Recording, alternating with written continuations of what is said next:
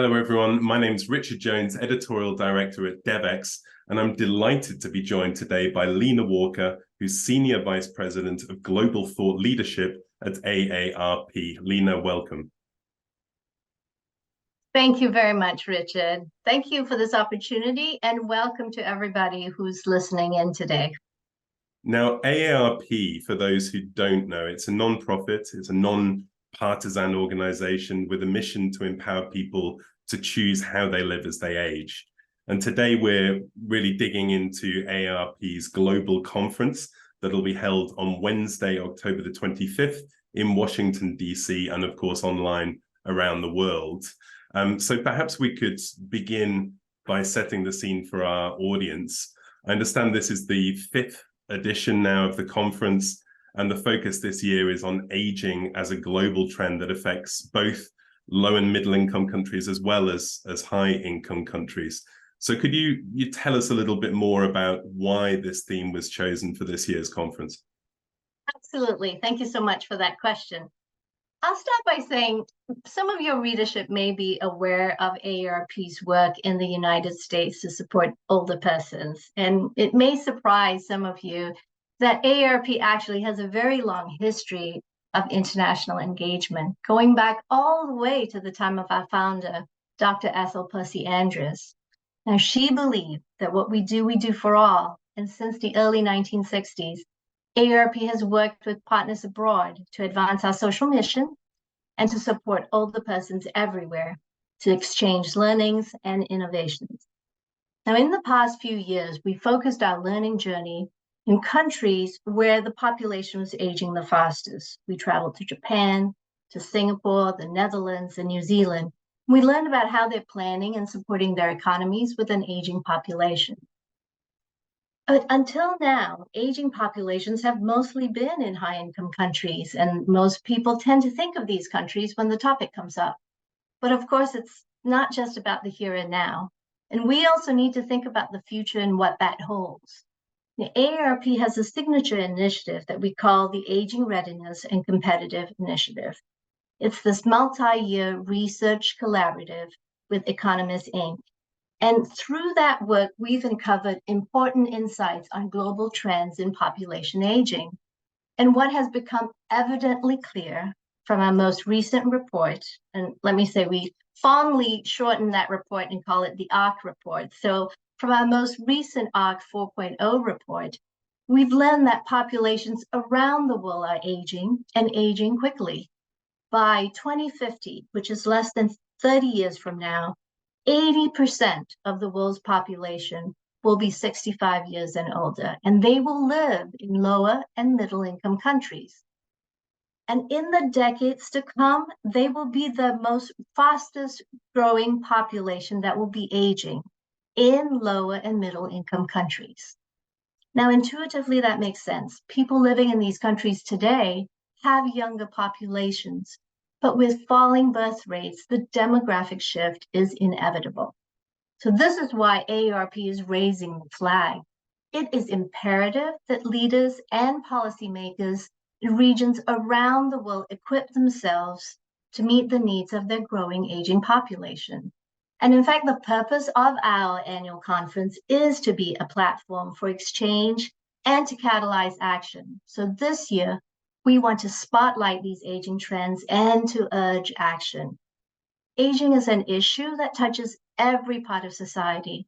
It requires planning, and more importantly, it requires every sector to act so that countries and communities and citizens are prepared and people can age the way they want to and with dignity. Thanks, Lina, for setting the scene there and talking about this trend and the focus of this year's global conference.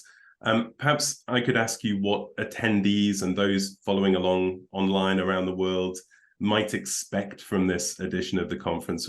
Who are some of the key organizations or some speakers that the audience might be able to hear from? The global conference will convene a high-level group of thought leaders from industry, finance, philanthropy, policy, and non-governmental organizations. It will begin with some framing remarks from our CEO, Joanne Jenkins, who will then conduct a fireside chat with Amina Mohammed, Deputy Secretary General of the United Nations. And they'll discuss global trends of population aging and the role of the United Nations in encouraging policymakers to plan and invest thoughtfully in anticipation of this coming demographic shift. We proceed to discuss how countries around the world can prepare for the aging population by adopting national action plans on aging. And there we will have leaders, including His Excellency Liu Tak-yu, Ambassador of the Republic of Singapore to the United States. And that panel will discuss how communities across the globe are using action plans to innovate and invest in their future. As a side note, AARP, led by our CEO, Joanne, visited Singapore in 2019 as part of our learning journey, and we saw firsthand how Singapore has become a global leader in longevity. Recognizing the range of opportunities that accompany aging societies, we explore the role of the private sector as well, and that of civil society. So each has a role in reimagining how we work, how we live, and how societies function, interact, and thrive together. The session is highlighted by panel remarks from Kent Walker, President of Global Affairs for Google and Alphabet. We close the conference with a special conversation on America's leadership on global aging, and that will be between Ambassador Susan Rice and AARP's Chief Public Policy Officer, Deborah Whitman. In short, it's a full agenda, and we'll have terrific conversations with leaders from around the world and across all sectors. So, Lina, looking in a bit more detail at some of the topics that you'll be digging into as part of the conference, what are aging societies doing in terms of achieving healthy aging as well as equity in aging? AARP's signature report, the ARC 4.0, looks specifically at those questions and brings forward examples of actions that countries have taken. So governments, business, and societies have started to act to employ innovative practices that have some initial success in addressing aging and inequity. Singapore, for instance, has implemented lifelong learning programs that encourage individuals of all ages, no matter where they are in the life course, to enable to continue to learn and provide subsidies so that it is available to all. They bring programming to where individuals live rather than require them to travel to the activity. So sustained government commitments such as those actions are key to equity in healthy aging. Now, some low and middle income countries, including Colombia, India, Thailand, and Vietnam, have also made remarkable progress on expanding pensions and healthcare coverage over the past several decades. Now, clearly there's variation in the experience of older adults, and many programs have adopted actions that target the intersection of gender, race and ethnicity, geography, and also social economic status to improve the livelihood and well-being of older adults. So other examples include in Ethiopia, the National Health Extension Program. They have a life course approach to reduce aging inequity in the long term to combat inequities accumulated throughout a person's life course. India, for instance, has now implemented its first longitudinal aging study and is filling the gap in data so necessary to understanding the impact of aging inequalities. And we have additional insights in an op-ed published by Devex earlier this year, and we encourage readers to take a look and let us know what you think. So I think really there you've unpacked the issue for us. It's about governments planning ahead and ensuring that they're really ready for this impending demographic transition in many countries around the world. Back to the conference, the global conference, what are some of the outcomes that you want to see emerging from discussions, and how do you think this will translate into practical, actionable outcomes? Well, frankly, global aging is not always top of mind for global leaders, and we want to use these conversations to make it so. Our intent is for attendees in the room and those joining us virtually to realize the benefits to society and communities that come with longevity, and also the business imperative and those opportunities. So we see the global conference as a platform to urge institutions throughout the world to embed an aging lens in their work in fundamental ways. We want them to start thinking about how their policies and mission affects and is affected by global aging, and co-create solutions. Because you can't do it alone, you have to do it in partnership. In government and national organizations, one approach is to designate a person or a group whose priority is to address the issues of global aging and seek solutions.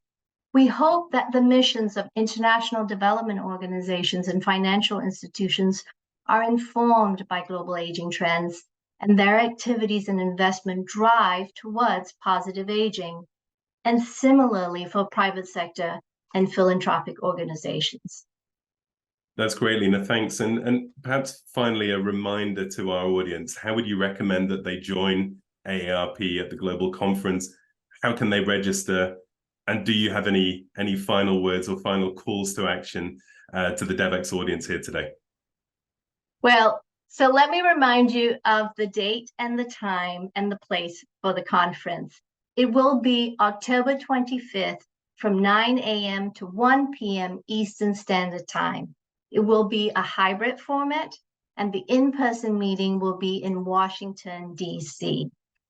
More information about the 2023 AARP Global Conference, which we're calling The Power of Global Aging in an Interdependent World, is available on the link that follows this video, and it will be able to answer all your other questions and show you where to register as well. So the final word I would say to our viewers is that the world is evolving. Countries and populations are aging. And this is something to celebrate, and this is an opportunity. But for us to realize those opportunities, we need to plan. And we have the time and the runway to plan, but we have to start now. So join us in our journey, and we look forward to seeing you on October 25th at the AARP Global Conference. Thank you very much. Thanks for helping us to preview that global conference, and really looking forward to tuning in myself. Would encourage everyone else to do so. Lina Walker from AARP, thank you very much for taking the time today. My pleasure.